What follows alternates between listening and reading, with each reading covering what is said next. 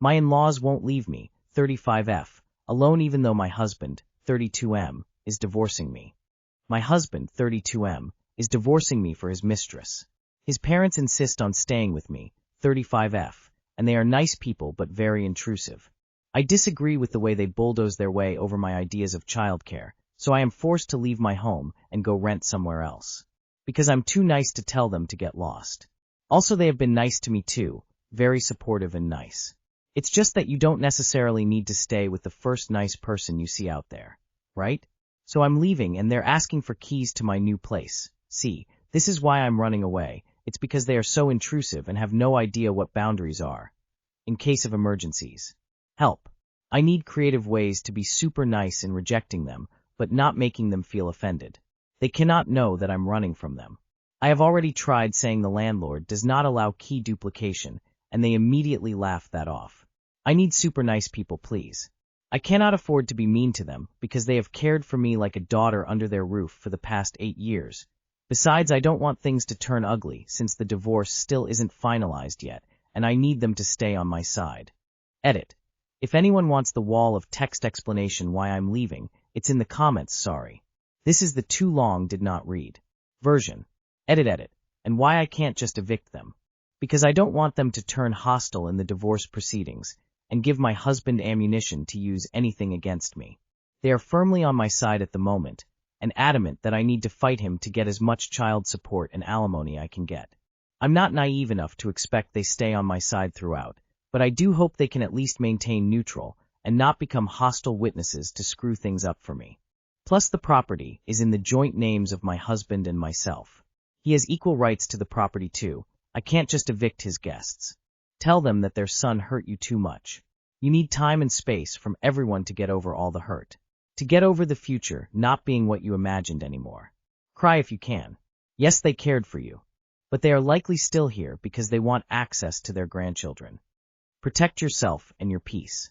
This is what I would tell them. I need to start standing on my own. For the kids and for myself. We appreciate all that you do for us, and I want to invite you frequently. It's important for me to be independent and comfortable as I transition to my new life as a single parent, as a grandfather and a great-grandfather. My advice is to share with them how devastated you are of their son's betrayal of your sacred marriage, expressing to them how appreciative you are of their support and how much you love them. Then gently say, I think you will understand what I'm about to tell you. Because of what your son has done, I need space from not only him from you. Don't get me wrong, you're in my heart, and always will be. And I want you to be in the baby's life so that this child can grow up and have great love toward you as I do. That said, I think you can understand that I'm hurting so deeply inside and I need my space. I know you are hurting too. You will always be this child's grandparents, and I'm so thankful for that. Big Grandpa hug to you and good luck. You probably need to have a conversation that goes something like this. I appreciate the extra care you're taking of me and the kids. I'm sure that in a divorce situation like this you're worried that your access to your grandchildren might be reduced. So I want you to know that I value the relationship you have with my kids, and I'll never do anything to stand between you and them. I need to live on my own now because I have to get used to being a single parent. Your help has been immeasurable, and I don't know what I'd do without you. But I know that for the future, in order to be strong for my kids, I have to learn how to do things alone. I've read your post history, and you need therapy badly.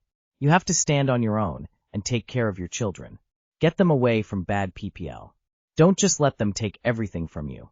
You're just giving up and not doing anything about it. Like what? Tell them you'd like to start over in your own space. My mother never had a key to my place until I needed her to this year.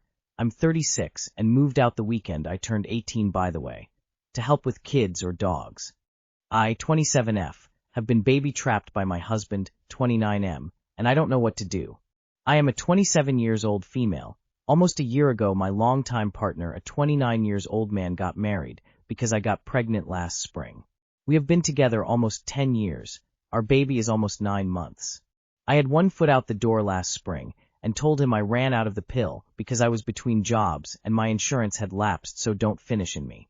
He has since stated he got angry that I said that and crossed that boundary on purpose and got me pregnant. I was scared and just wanted to do the right thing by my baby. Looking back, I wish I had just ran away and never told him anything. but we rushed a courthouse shotgun wedding. The reception was probably the most embarrassing day of my life. I was deep in denial while pregnant that everything would get better and work out. Obviously it hasn't, because babies don't fix relationships. I already knew that and feel so stupid for letting this all play out like it has in stupid hopes it would be okay. Over the course of our relationship, my husband has been emotionally and verbally abusive and controlling. He obviously sees nothing wrong with how he treats me and blames me for it. I have started reading, Why Does He Do That?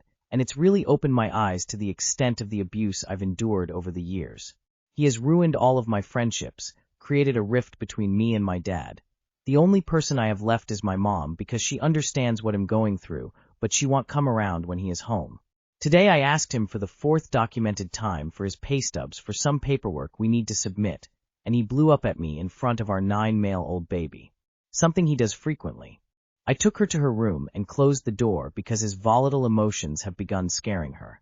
He spent 20 minutes yelling about me and how I have my foot on his neck, about something that isn't due until the end of the month.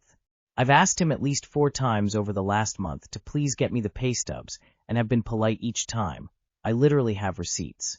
Anyways, he picked the door lock and came in and took my daughter from me, distressing us both. He just held her away from me and said if I wanted to leave then go, but I wasn't taking her with me. He knows I would never abandon her. This was his plan all along. To get me in a position where I just can't leave. Other instances include when I was hospitalized for preeclampsia. While pregnant, I had to manage care for my dog because he couldn't be bothered to take him outside.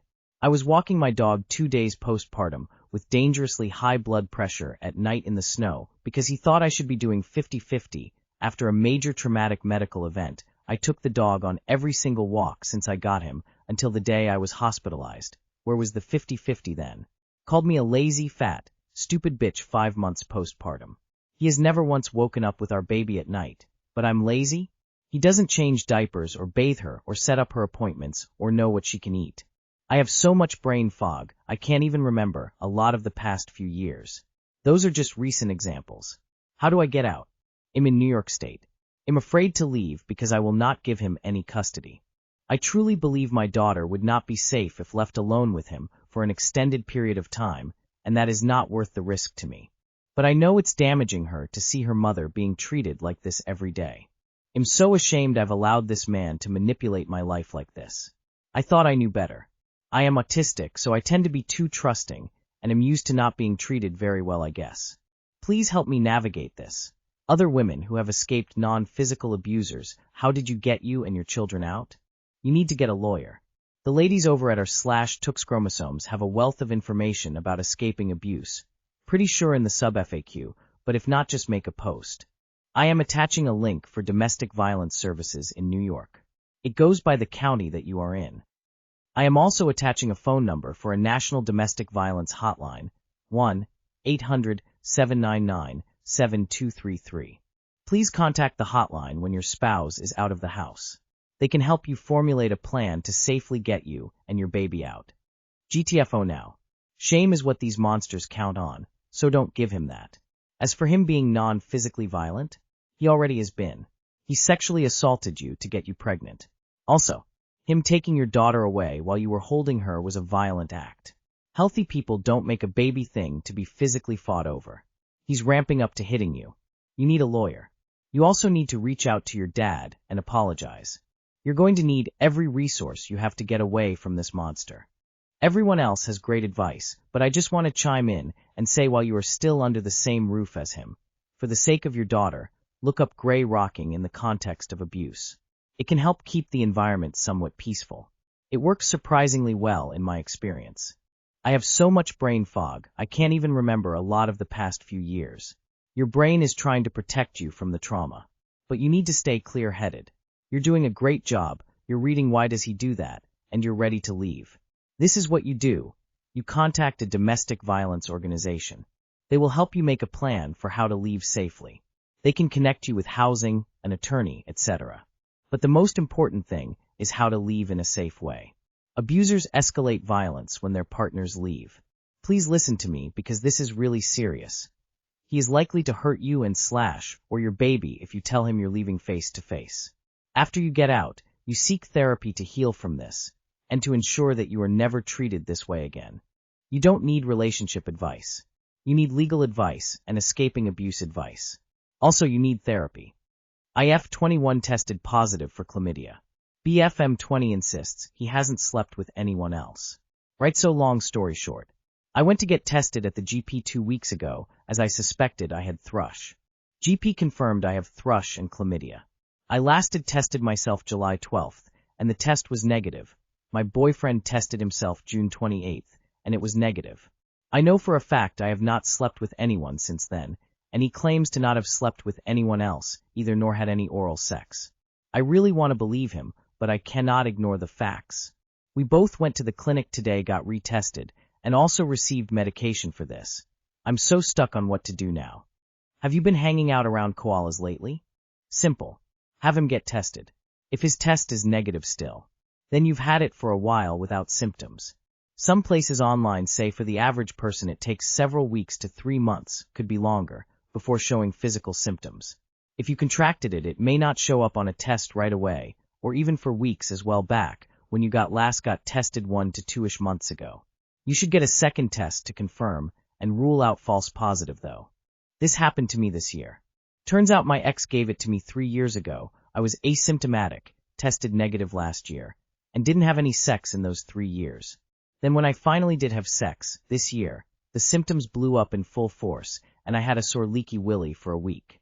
In saying that, since it's this sub, he probably cheated. Is he positive? Boyfriend about to use that koala defense. He could have given it to you years ago when you started dating, and he recovered from it, and you've just been asymptomatic since. My F22 girlfriend cheated on me M24 and claimed she was drugged. This just happened a couple hours ago, so I'm not thinking straight RN. My girlfriend is currently on vacation, and tonight she sent me a message. She told me she was going out with her cousins, 2 females, to a club.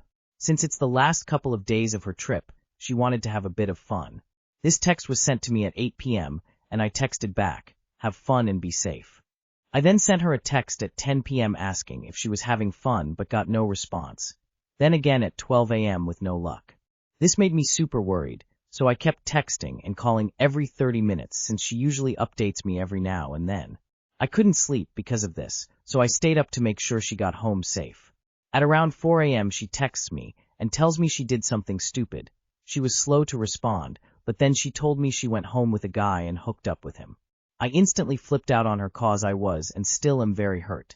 This is what she told me. She had a few drinks, and this guy came up to her acting like he knew her from back home. After a bit of small talk the guy leaves, and comes back with 2 drinks and gave 1 to her.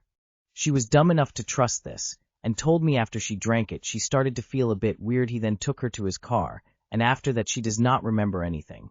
Fast forward, she woke up from her blackout, on top of him, and started cussing him out. She then took a cab back home to her hotel, and texted me. I just feel so lost ATM, I don't know what to believe. I've never been a part of anything like this. Anyone with experience that can share their knowledge? I might have missed some details since I'm super stressed writing this out. Edit. Since a lot of people are asking, I don't know her cousins at all and had no way of contacting them. If she was raped, she needs to contact the police and go to the hospital. Who knows what that guy might have. If she wasn't well. And if her cousins were good people, how could she go missing for 6-8 hours without them noticing? Opie mentions that she texted him and said she went home with a guy and hooked up with him. Why would that be her first text to him? Instead of like, OMG, I think I was drugged and raped. Do you have a reason not to trust her at her word? As someone who was drugged twice in 10 years, it's definitely a traumatic experience. It would have killed me if the people I care about most didn't believe me or blamed me for it. If I were you, I'd be much more worried about my girlfriend being raped than anything else. You don't know what to believe. Believe your girlfriend until you have legitimate reasons not to. Damn dude. Stop thinking about you for a minute. Tell her to go to the cops/ER so she can get tested and possibly do a rape kit. If she cheated on you, then why would she make up this story? She could have said that her phone was broke or something. Where in the hell are her cousins? Date rape is real. Get the facts. Call the police.